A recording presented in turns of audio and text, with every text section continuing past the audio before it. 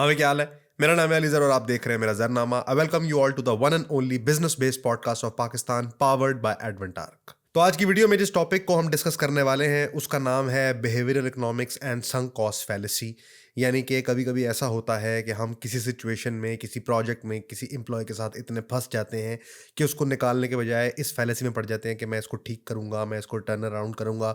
और ये करते करते हम अपना ऐसा लॉस कर बैठते हैं जो कि हमारी आने वाली अपॉर्चुनिटी से बेहतर होता है। तो संक कॉस्ट फैलेसी को और बिहेवियरल इकोनॉमिक्स को और डैनियल कानमैन की पर्सपेक्टिव थ्योरी को समझने के लिए ये वाली वीडियो आप देखेंगे। ये वीडियो ऐसे लोगों के लिए है जो बिजनेस ऑपरेशन से आगे चल के अब एचआर मैनेजमेंट और अपनी फ्यूचरिस्टिक कॉस्टिंग को प्रिडिक्ट नहीं कर पा रहे और अपने आप को स्टक महसूस कर रहे हैं। उनके लिए वीडियो करामद है। तो संक कॉस्ट फैलेसी में घुस के पटेंगे आज की वीडियो में। तो शुरू करते हैं बगैर किसी डिले के। हाँ भाई, क्या हाल है? सब ठीक ठाक है? कैसा जा रहा है धंधा पानी? कैसी जा रही है बिजनेस की learning? I hope 2026 is treating you with very good hands. मैं वीडियो बनाने में थोड़ी देरी इसलिए कर दी क्योंकि आपको मैंने बताया था कि 2025 के एंड पे, हर साल के एंड पे कुछ 7 एक दिनों का मैं एनुअल लीव लेता हूँ जिसमें कुछ नई नई चीज़ें सीख रहा होता हूँ। तो इसलिए आपने माइंड बिल्कुल नहीं करना। जो सेशंस हैं वो बिल्कुल चालू हैं और अब से ये वीडियोस भी रेगुलर हो जाएंगी और बाकी मामलात भी मुद्दे पे आ जाएंगे। मैं आपको पहले ही बता चुका हूं कि अगर आपको मुझसे पेड बिजनेस बेस्ड कंसल्टेशन चाहिए तो नीचे डिस्क्रिप्शन और फर्स्ट कमेंट में उसका लिंक है। आप मेरी टीम से 1 या 2 दिन के वेटिंग टाइम पे बुक कर सकते हैं। No discounts available. आज की वीडियो मैंने बनाना इसलिए ज़रूरी समझा क्योंकि मैंने आपको पहले भी बताया कि जो भी लर्निंग मैं आपको देता हूँ उसकी जो बेसिस होती है वो हमेशा रियलिस्टिक बातें होती हैं जो मैं लोगों के साथ करता हूँ। जो सेशन लेने आते हैं मैं उनको तो सिखाता ही हूँ, लेकिन वो मुझे भी बहुत कुछ सिखाते हैं।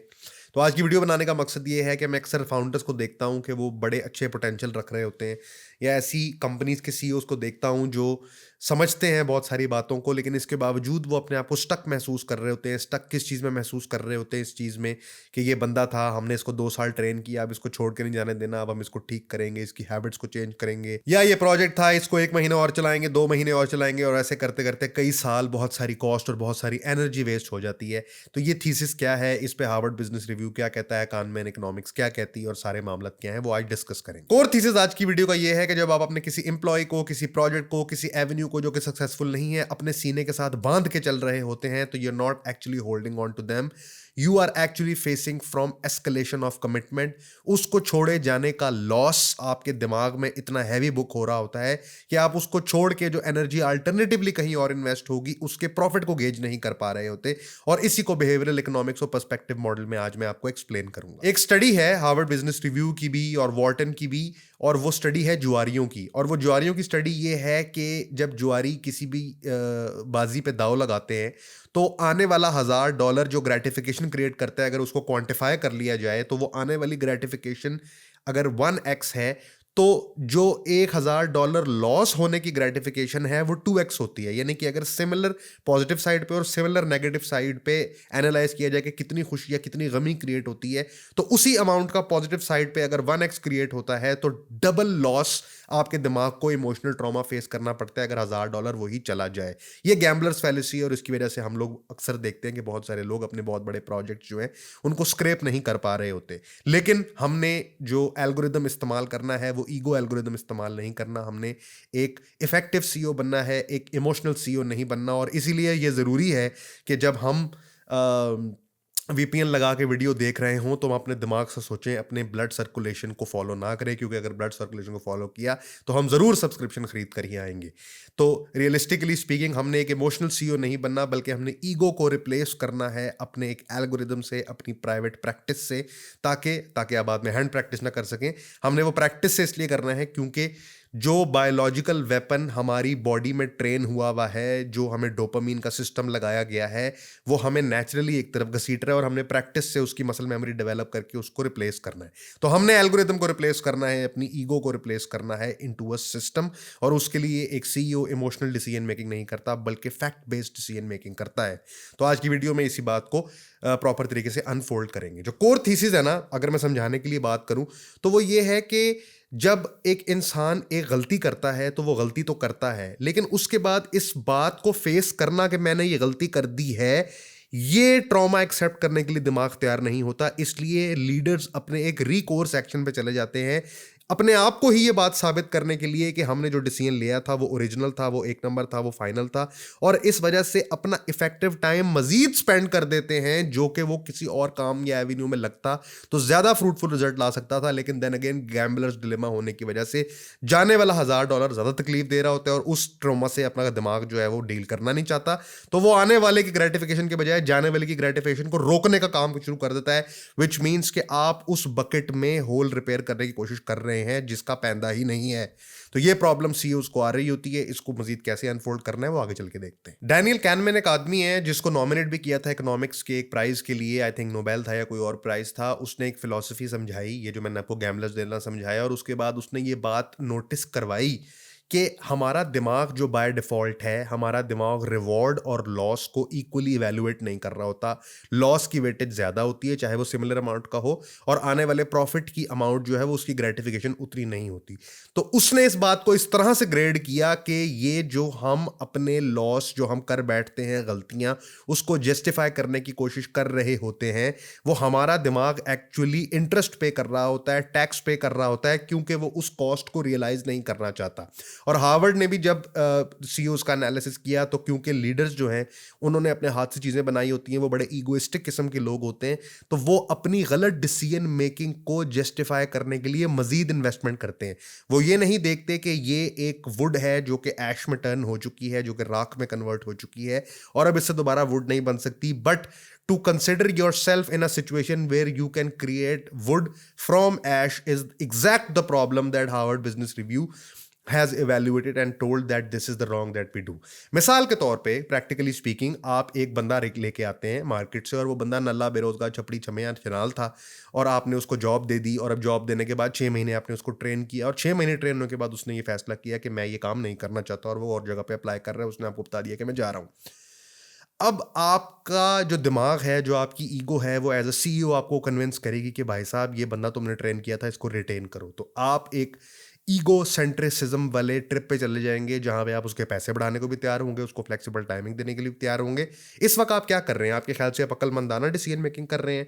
आपने जो कॉस्ट उसके ऊपर लगाई थी, जो इन्वेस्टमेंट, जो टाइम लगाया था, आप वो रिकवर करने की कोशिश कर रहे हैं। आप वो नहीं कर रहे, आप वही गलती कर रहे हैं जो हर जुआरी करता है। आमतौर पर अगर आप जुआरियों से मिलें तो उनका मैं वैसे आपको पता ही होगा कि जुआ और जुए के रिटर्न्स जो हैं वो टाइम के साथ साथ डिमिनिशिंग होते हैं। तो जो लेडी लक या जिसको बिगिनर्स लक कहते हैं, वो शुरू में ग्राफ यूं जाता है और फिर फ्लैट लाइन करके डिक्लाइन करता है। तो the longer that you play the more likely are you to loose.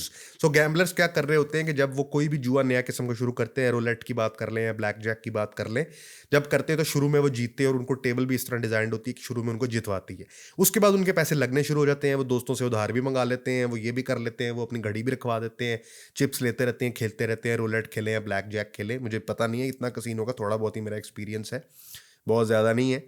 लेकिन हो क्या रहा होता है कि एंड पे उनकी सारी बाजी लगी होती है, यानी कि उनकी बहन भी अब दाव पे लगी हुई है, उन्होंने उसको बचाना है। तो वो चाहते हैं कि आखिरी एक बाजी की, जो प्रोबेबिलिस्टिक एनालिसिस मैंने आपको बताया था, के बजाय इस बात के कि वो लाइकलीहुड 96% लॉस की और 4% प्रॉफिट की है, इस बात को एनालाइज करने के बजाय वो कहते हैं कि ये आखिरी बाजी बाकी सबको खींचेगी।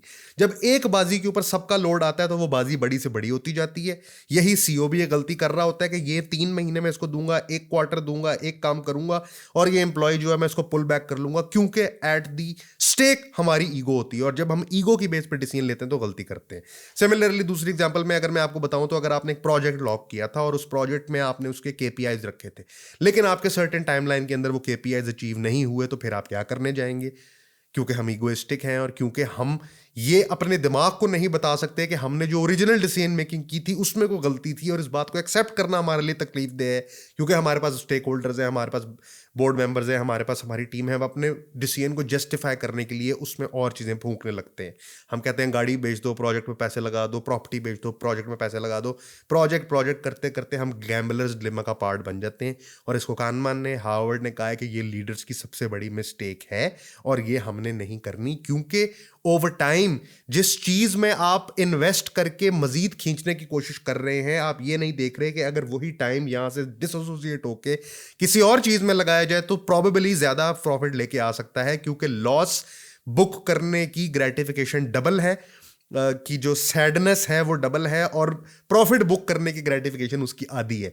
तो हमारा दिमाग ये कहता है कि खींचो खींचो खींचो, और करते करते हम सब कुछ डुबा बैठते हैं। और इसी की वजह से बहुत सारे सीईओज को मैं जानता हूँ जो मेरे पास कंसल्टेशन में भी आते हैं, और वैसे भी मुलाकात होती रहती है, केस स्टडीज देखने को मिलती है। ये गलतियां और कंपनीज ने भी की हैं। नोकिया ने माइक्रोसॉफ्ट में $7 बिलियन का लॉस किया है, नथिंग फोन ने किया, HTC ने किया है, कि अपनी ओरिजिनल ईगो को सेटिस्फाई करने के लिए, गलत डिसीजन को जस्टिफाई करने के लिए हरकत करते रहते हैं, नई चीज़ को अडेप्ट नहीं करते। ये गलतियां हम भी करते हैं, और हमें समझना चाहिए कि जब हम ये गलती कर रहे हैं तो किसी और चीज़ ने टेक ओवर कर लिया है। देखें, यहाँ पे मैं एक इंटरजेक्शन देता हूँ आपको। Many big things in the world have been achieved because ego needed to be satisfied. तो ऐसा अक्सर होता है कि बहुत बड़ी बड़ी ईगोज़ को सेटिस्फाई करने के लिए लोगों ने बहुत बहुत बड़े बड़े काम कर दिए जो कि अल्टरनेटिवली पॉसिबल नहीं थे, लेकिन टेस्टोस्टेरोन और ईगो ने मिल के वो काम उन लोगों से करवा दिए।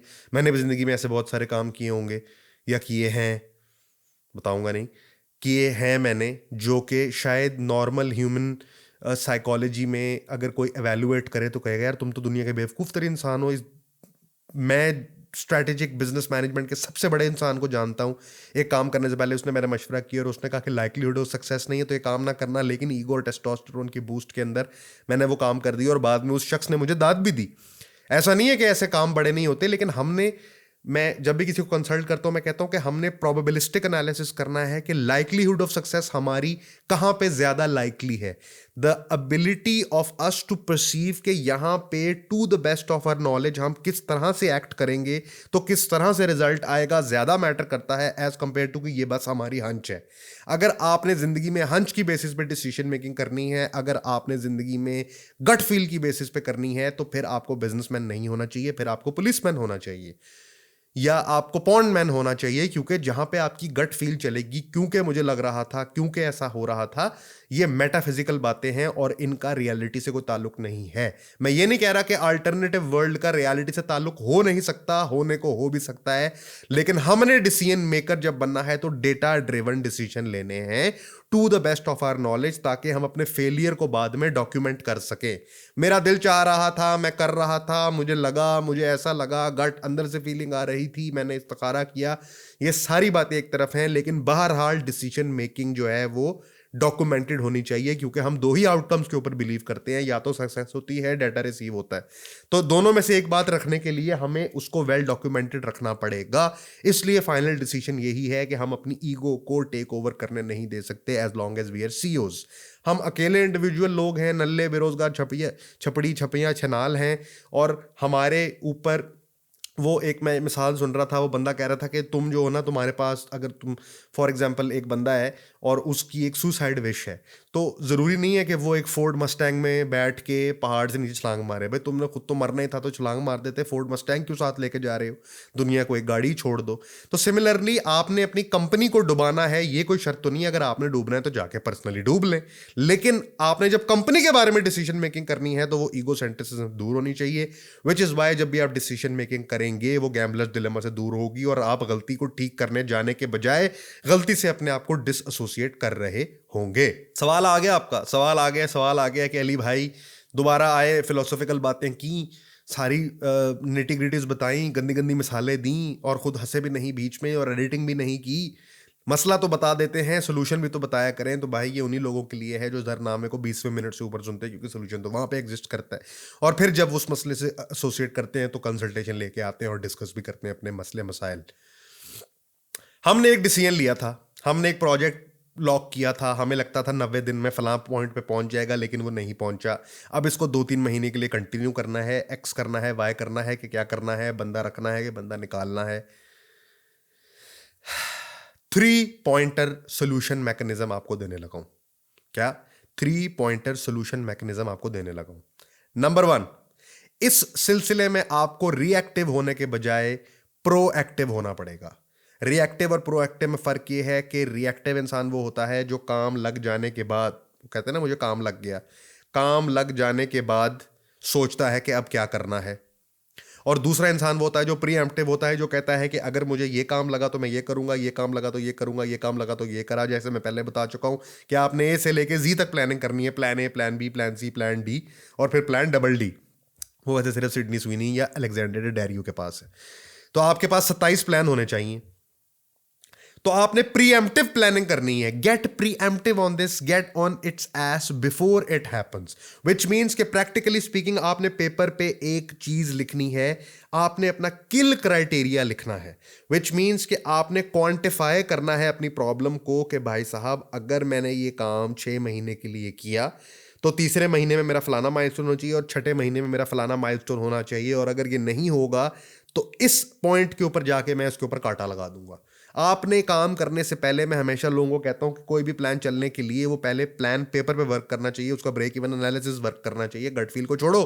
तो आपने सबसे पहले अपना initiate the kill criteria finalise करना है कि अगर 90 दिन तक फलाना $4K ना हुआ तो 91वें दिन इसकी स्नाइपर शूटिंग हो जाएगी और एक रोबोट इसको किल कर देगा, मैं उसके ऊपर दोबारा काम नहीं करूंगा।